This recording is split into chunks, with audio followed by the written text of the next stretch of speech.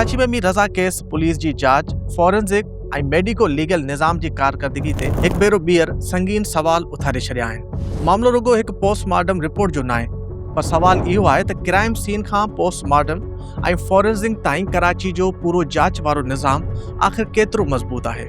मीर रज़ा case में police surgeon पारां postmortem report बाबति एतिराज़ साम्हूं अचण खां पोइ पुलिस ऐं मेडिको लीगल निज़ाम जा ज़िम्मेवार हिक ॿिए ॾांहुं ज़िम्मेवारी मुंतक़िल कंदे नज़र अची रहिया आहिनि। कराची पुलिस चीफ बि सवाल उथारिया त जेकॾहिं रिपोर्ट नाक़िस हुई त उहा 2 ॾींहंनि ताईं छो रोकी वई, रिपोर्ट दुरुस्तगी लाइ MLO खे वापसि छो न मोकिली वई ऐं पुलिस सर्जन पाण लाश जो मुआइनो छो न कयो।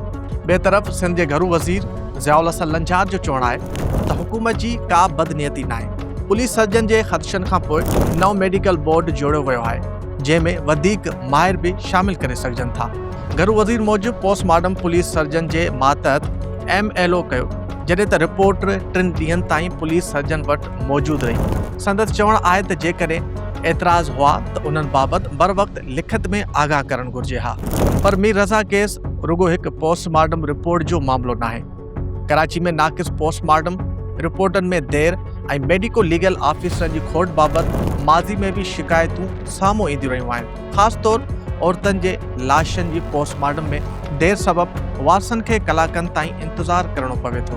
ॿिए तरफ़ क्राइम सीन मैनेजमेंट बि वॾो सवाल भरियल आहे। वारदात वारे हंध खे बर वक़्तु महफ़ूज़ न करण सबबि रत, वार, फिंगरप्रिंट्स ऐं ॿिया अहम सबूत ज़ाया थियण जो ख़दशो रहे थो। वारदात वारे हंध जी मुकमल फोटो ऐं वीडियो रिकॉर्डिंग सां गॾु 3D मैपिंग ऐं लेज़र स्कैनिंग जहिड़ियूं जदीद टेक्निक्स बि महदूद इस्तेमालु थियनि थियूं। DNA, बैलिस्टिक, टॉक्सिकोलॉजी रिपोर्टनि में देर ऐं ट्रेस एविडेंस जी घटि ध्यान सबबि जांच अञा ताईं केतिरनि ई केसनि में साइंसी सबूतनि बदिरां बयाननि ऐं एतराफ़नि ते भाड़ींदे नज़र अचे थी।